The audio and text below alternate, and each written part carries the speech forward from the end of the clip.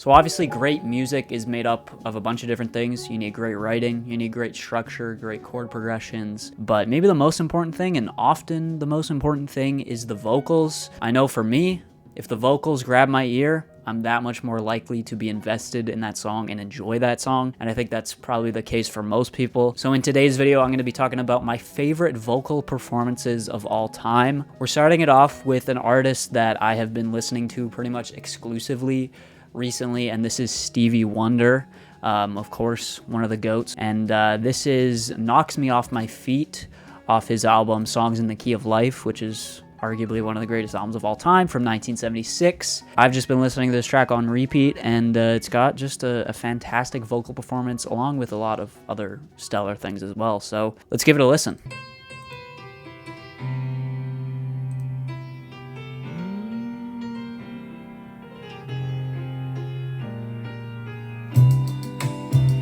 Now, that intro piano, I love it so much, and it's so good that I kind of want to break it down. All right, so I know this piano part isn't the vocal, and this video is supposed to be about my favorite vocal performances of all time, but this kind of intro melody does mirror his intro melody that he sings. So I'm gonna play it here. I'm not Stevie, okay? I don't got the groove, I don't got the feel that Stevie does, but I'll try my best to kind of play it here, and then we'll talk about it a little bit.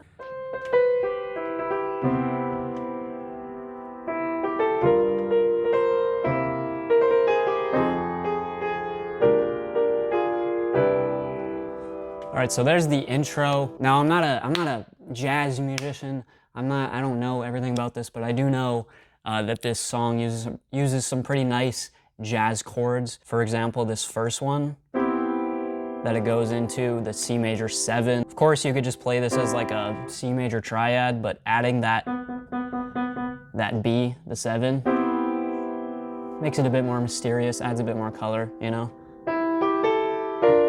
Beautiful. This little turnaround is sick. We go into this. And then going to that C major 9 is just so satisfying. It's so like unexpected that you expect them to return to the C major 7, but going here into the section with the drums and everything, so good. Plays with your expectations, subverts them. Another thing I love about this is just that, yes, they're using jazzy chords and there is some dissonance because of these notes right next to each other, right here.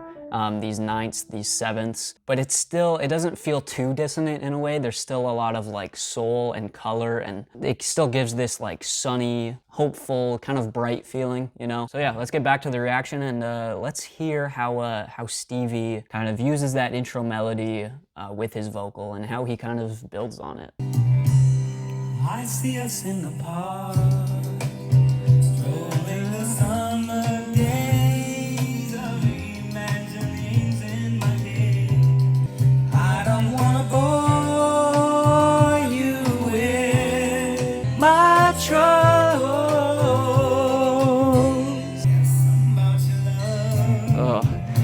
He plays with dynamics so well. When he goes to the "there's something about your love," like getting a lot quieter there, and then increasing that power and that volume on the "knocks me off my feet." I mean, it's a simple thing, but he just does it so well, and Stevie's tone is just unmatched. It's such an inviting and warm and honestly kind of heavenly tone. I don't wanna bore you.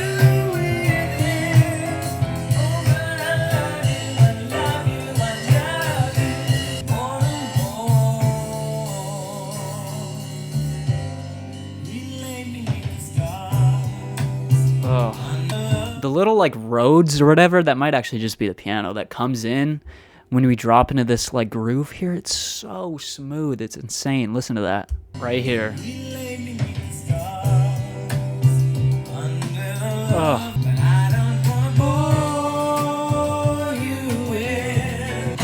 Wait for it.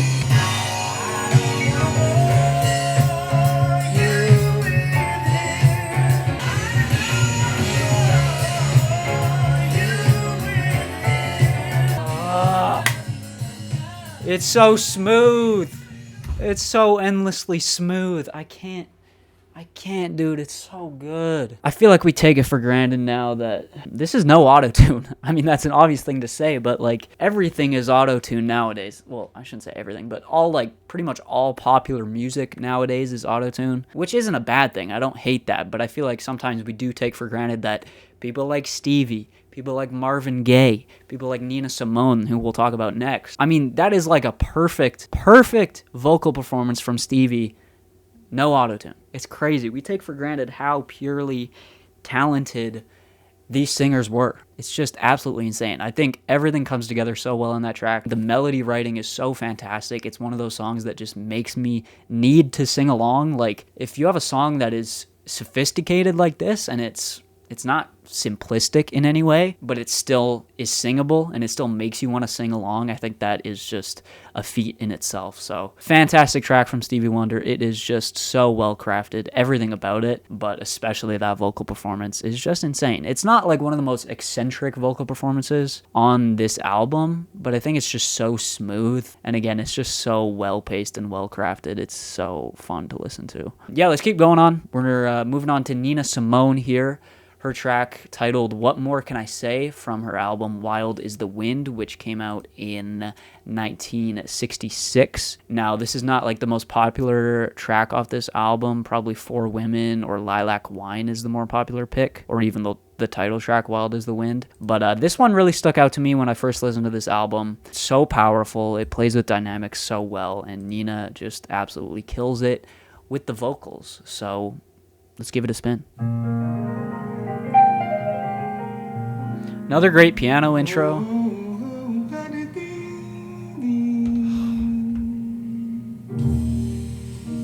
my God. I would do anything if you would just be mine.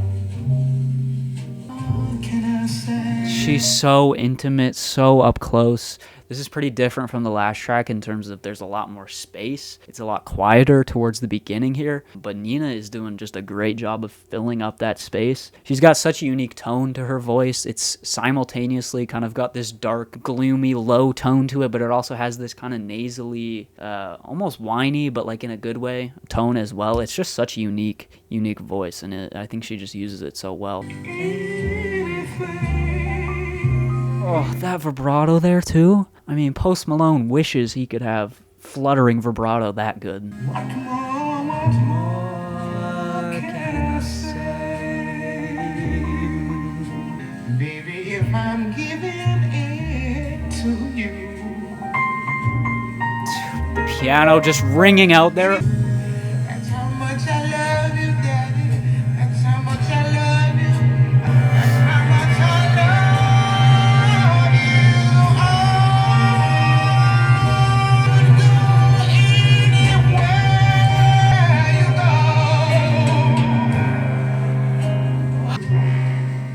The brass.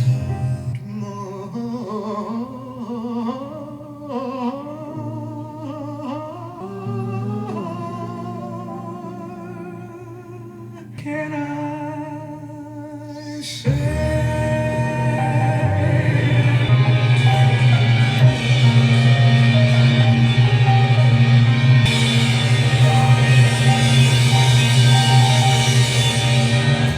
God, dude. That this is not an exaggeration. That might be like one of the greatest songs ever. Actually.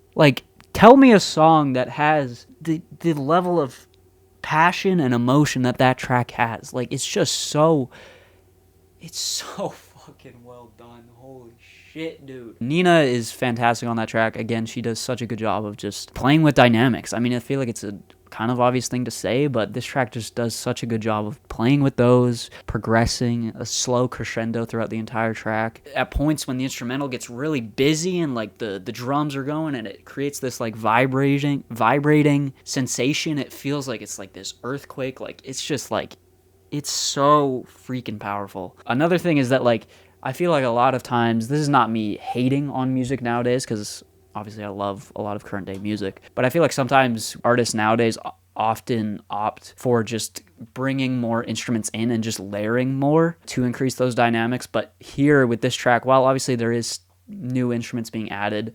It's simply just like playing your instruments louder and just singing louder. Like it's just that simple, you know? And I think that is really what makes it really powerful. It's so fucking good, dude. It's so unreal. It's insane. Nina, why did you have, dude, Nina, I love you, Nina. You did not need to go that hard. Nobody sounds like her, too. I feel like she stands out so much in this era of like blues, soul. It's just her voice is just like one of a kind. It's singular. It's so unique. It's insane. Nina, I love you. That's what I'm realizing right now. I'm in love with Nina Simone, okay?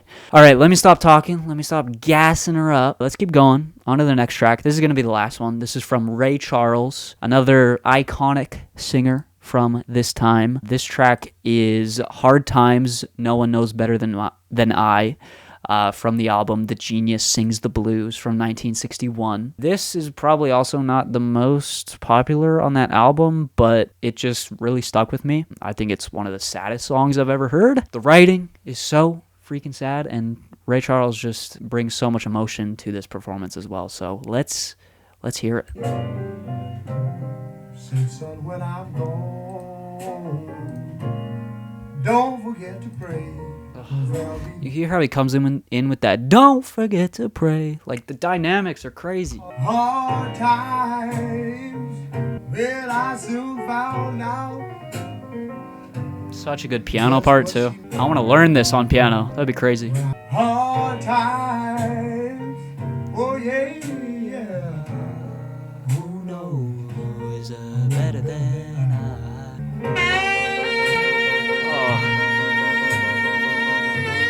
Insane sax solo here. Hear that piano just going off too. Dude, it's so good. I had a one Lord, but when I lost my money, The rasp. she put me down.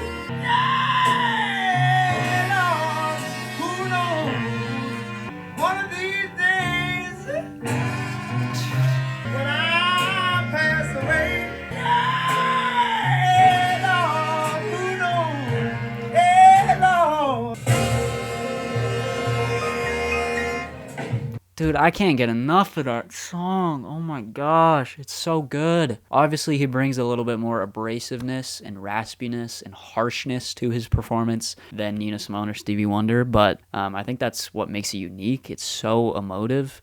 And I mean, just pairing it with these lyrics, like, the lyrics are, they're kind of straightforward, but they just hit so hard. I had a woman who was always around. When I lost my money, she put me down. There will be no more sorrow when I pass away, and no more hard times. It's such good writing, too. Who knows better than I? That's his mother saying that. And then in the second verse, he says, who knows a little better than I? Oh, I didn't even know that. But yeah, just like coming full circle with that sentiment. And it's just so well done, so emotive, so passionate. I love how when Ray Charles comes in with his vocals too, it's not like, it's a very like abrupt and harsh entry. It almost like makes you jump. It's very startling. He doesn't like lead up to it with any like dynamic like build up or anything. It just kind of like boom hits you, you know? And the sax does the same thing. It just boom hits you. And I think it really drives home the sentiment and the feel of this track of just like this visceral, like, feeling extremely down, you know, and just almost it has this kind of like wailing, crying sensation to it. It's so emotive. It's crazy. So yeah, there you go. Ray Charles, an absolute legend. That's going to do it for this video. Hope you guys enjoyed. Let me know what are your favorite vocal performances of all time. Yeah, leave a like, subscribe, and I'll see you guys in the next one. Peace out.